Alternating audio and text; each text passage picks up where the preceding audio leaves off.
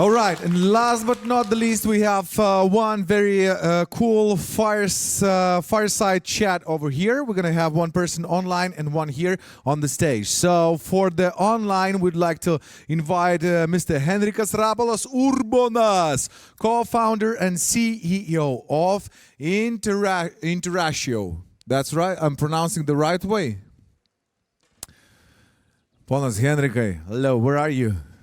I'm in Klaipėda. All right, you're in Klaipėda. Oh, I can see you right here. How do you feel today? Feeling excited to share some of the history on our great achievement. All right, so it would be easier for you, would like here on the stage to invite a very special lady. She is the last, but I think she'll give the most energy of all. Ladies and gentlemen, Laura Cornelia Inamedinova, CEO of LKL Consulting. Ladies and gentlemen, give a big round of applause. Hi, How do you everyone. feel today? You ready? I am. All right, the stage is yours. Thank you. Hi, Henrikas. Hope you're doing great. It's a shame you're not here, but I hope next year we can share the stage. So I think this man definitely doesn't even need an introduction. You have to remember this face. This is the CEO of definitely the next Lithuanian unicorn. I can bet my money on that. So first of all, congratulations. $30 million raised. That's the largest Series A in Lithuania and one of the largest in Baltics. According to Deal Room, it might be one of the. So it's been a week since the money hit the bank. How do you feel? Thank you. Well, there are lots of emotions, still very hard to really understand what happened. So from thrilled to tired and so on. But first of all, I feel personally very grateful for all the people that made it happen, as it's a huge team effort to reach this milestone. So from deepest bottoms of my heart, I really want to thank everyone who participated in this journey and allowed us to reach this milestone. That's amazing. And I know it's been 7 crazy years for Interactio. You started as a remote microphone application for conferences, and 2 years down the line, you had to pivot to your current business offering, which is remote simultaneous interpretation. What are the other tough decisions you had to make to become the industry leaders that you are right now? This is a very good question. There are, I think, a couple of layers to answer this question. I guess first one is that as a human beings at Interactio, we had to make lots of tough decisions on sacrifices we are willing to make. In our history, I think we could have closed the company at least 100 times, and maybe even more. We are all husbands and wives, boyfriends and girlfriends, brothers and sisters, daughters and sons to someone. And in order to be the leader in the market, before you start this journey, you have to make this tough decision that I will be making those personal sacrifices in order to solve the problem that we're aiming for, right? So I think this is the toughest decision for everyone, and I think this is a tough decision for all the startups that are doing this. But to be more practical, as I guess this is also important,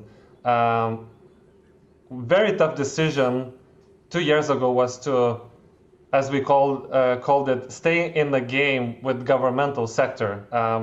Because at that moment, it was very difficult to believe to everyone that governmental organizations like European Parliament or European Commission, United Nations, will be the innovators in the industry, that they will be moving quicker than anyone else. And so we didn't have like proper support from the market. We didn't have a proper support like even internally and or between our board of directors. And yet we we saw that it is possible that they will be switching to remote interpretation. They're the biggest users of interpretation overall.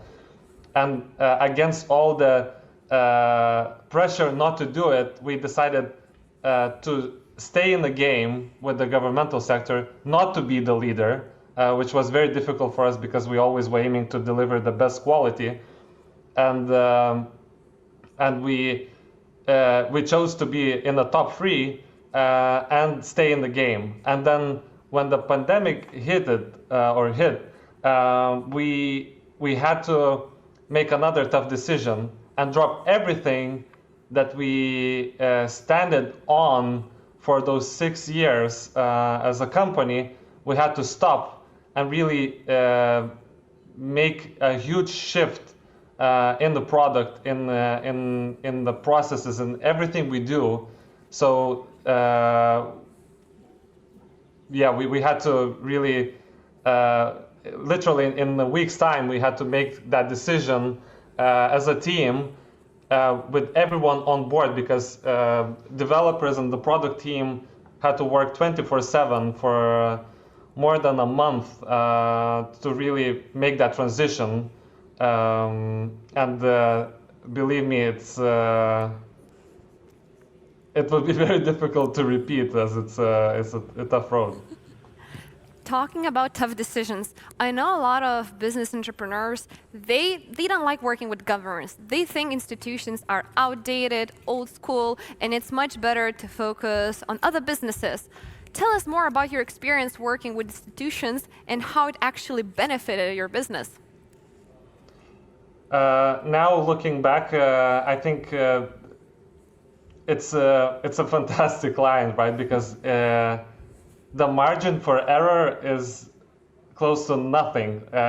You have presidents of countries making tough decisions. We work with international courts that someone is really fighting for their life there. So you have to deliver the best service, and they are very tough client from that sense, because they want the best quality, and there's no excuses that you can really put on the table, because then they will switch to something else. And so we really put everything we can to make them happy. And I'm very happy that we succeeded, because a lot of our main contacts in those organizations got promoted, and I'm very happy that we contributed to that as well.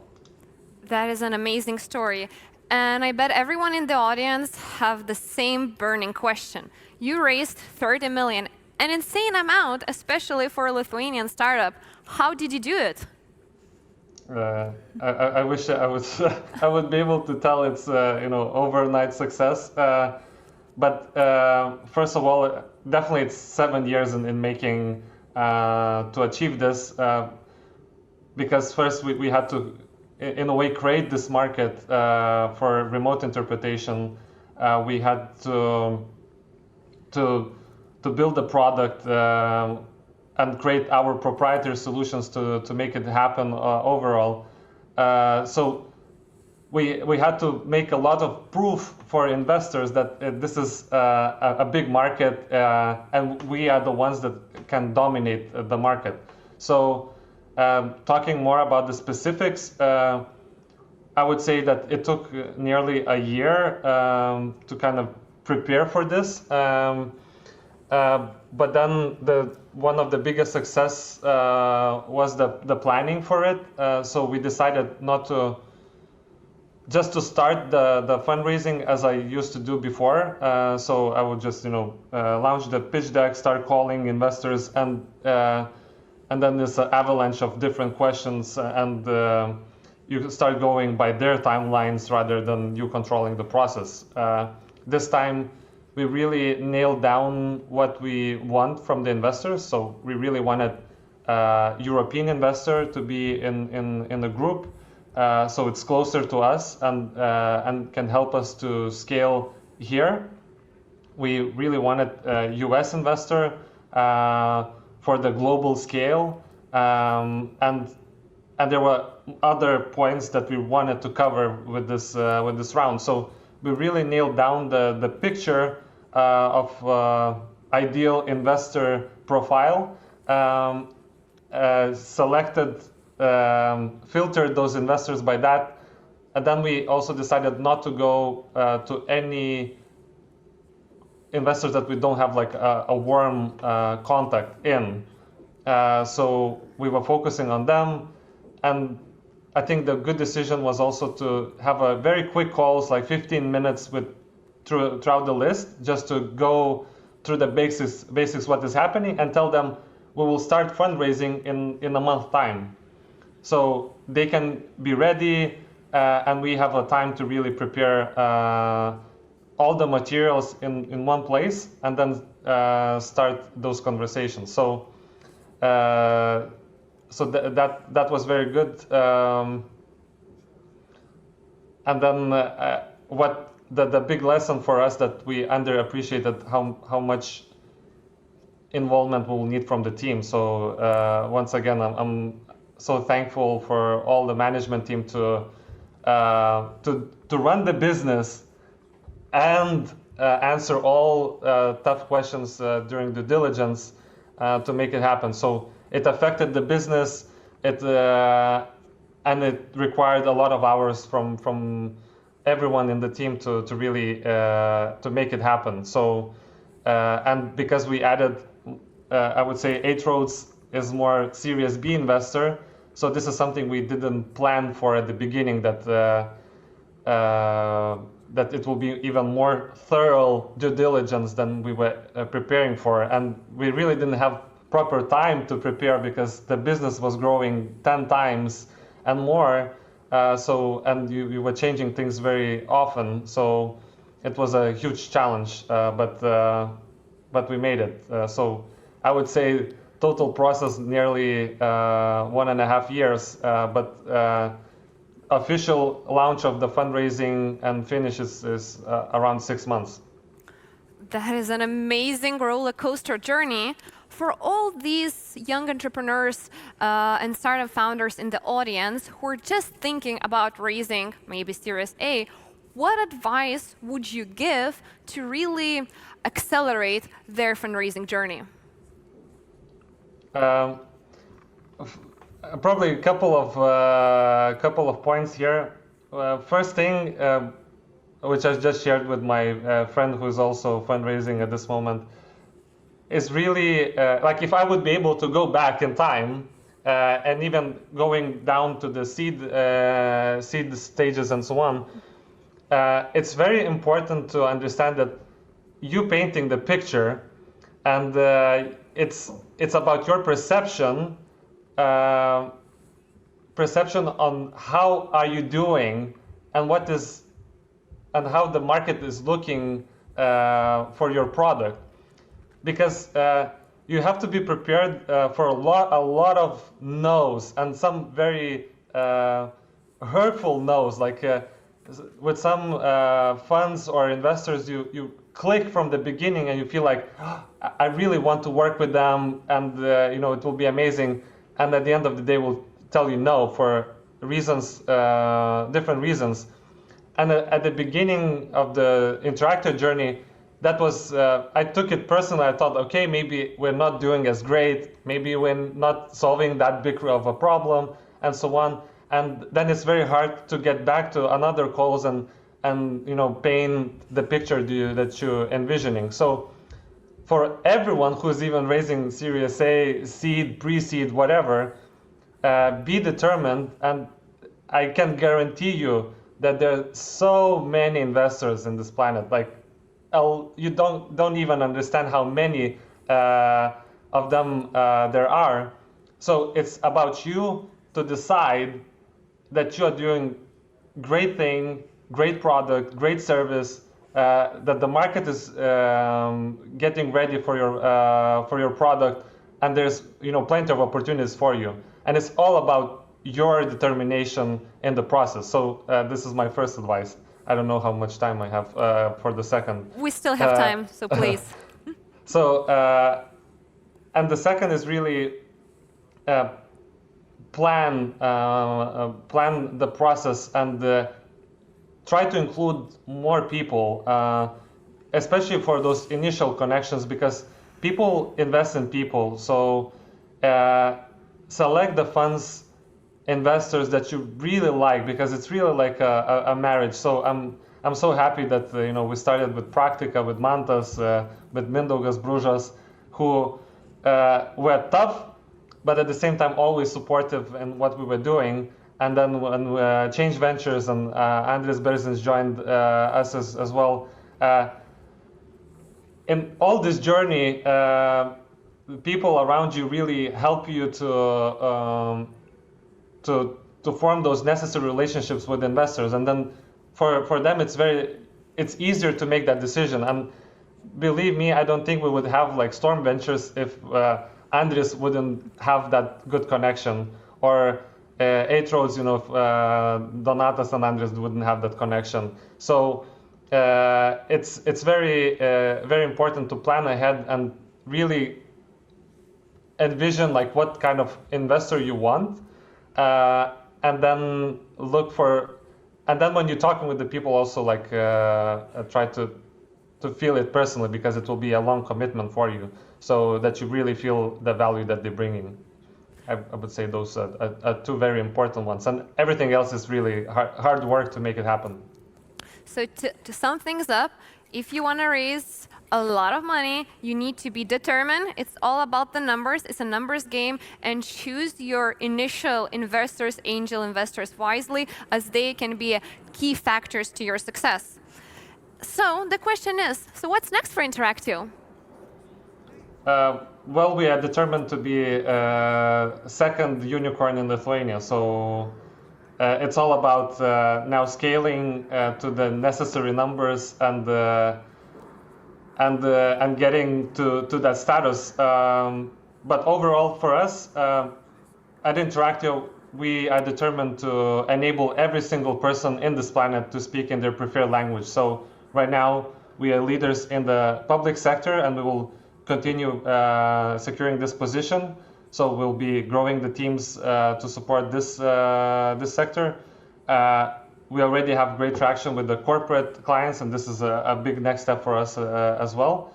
And then we will continue making the product more accessible for everyone in this planet, to really to enable everyone to speak in their heart language, the one that they can express them the most freely. So it's all about the growth. So growing the team, making the team stronger, and adjusting the product to achieve our vision. So to build a great product, you need a great team. And I know that you currently employ 130 people, and I know for a fact that during these 7 years, only a handful of them quit the job. And as being a marketing agency, we also really enjoy working with you guys. So tell us your secret of your amazing company culture.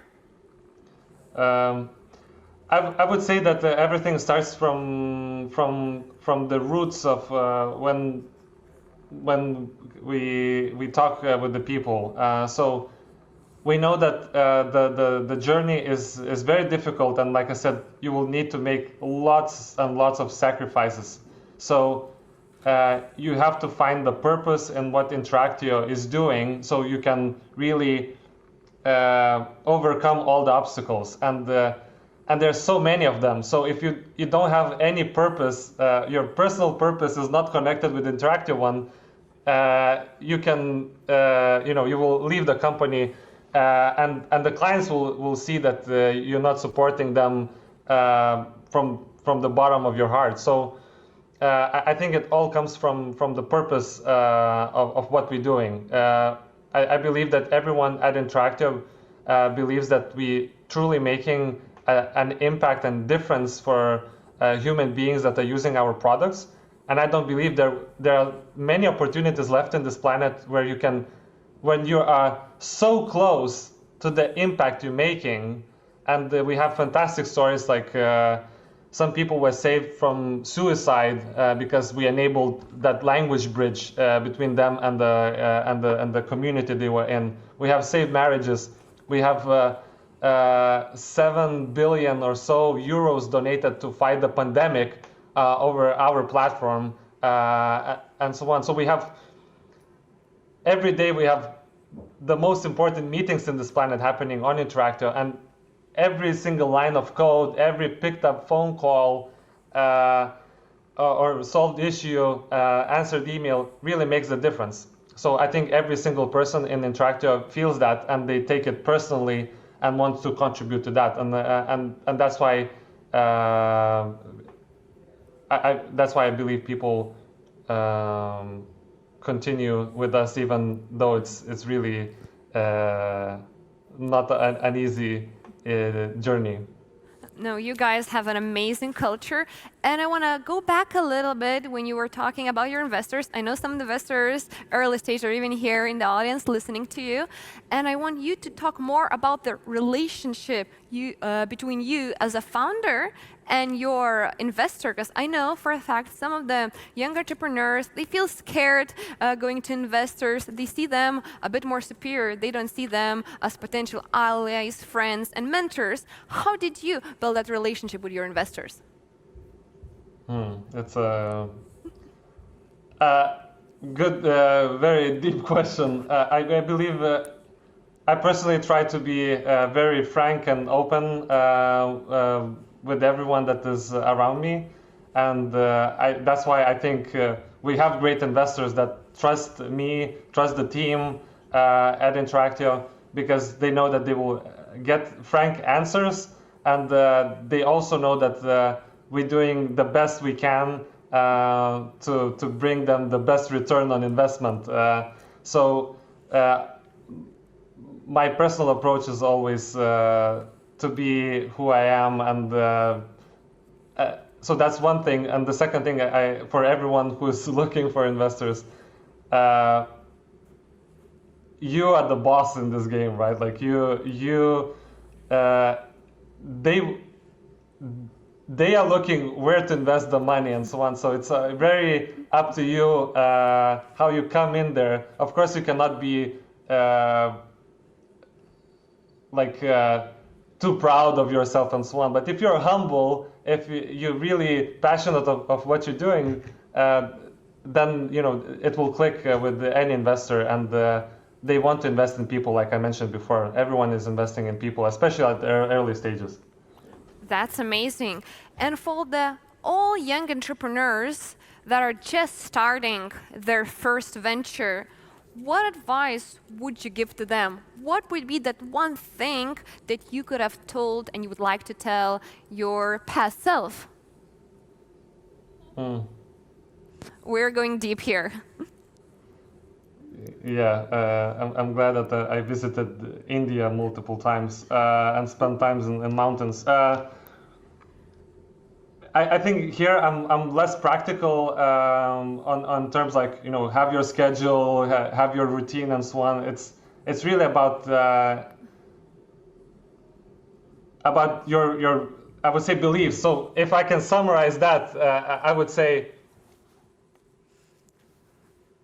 focus on the problem that you can make those tough sacrifices later on, right? If you select the problem that you want to solve, and there will be any obstacle or tough decision that you will need to make, and it could be very personal, and if you're willing to make that, even if you're just imagining that situation, like if you will need to make that decision not to do something else, and you will from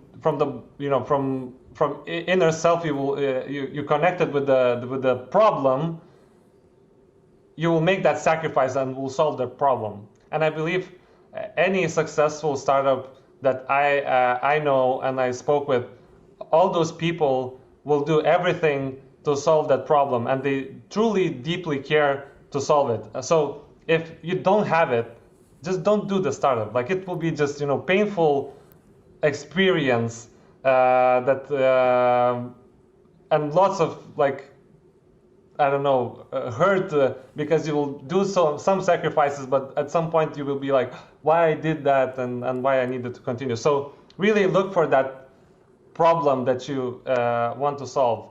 And in our case, we started with another problem, but it's connected to the bigger problem that we all wanted to solve. So the pivots we made were still towards the solution we wanted to bring to the world, and that kept us going throughout all the obstacles. So if it's one thing, it's that.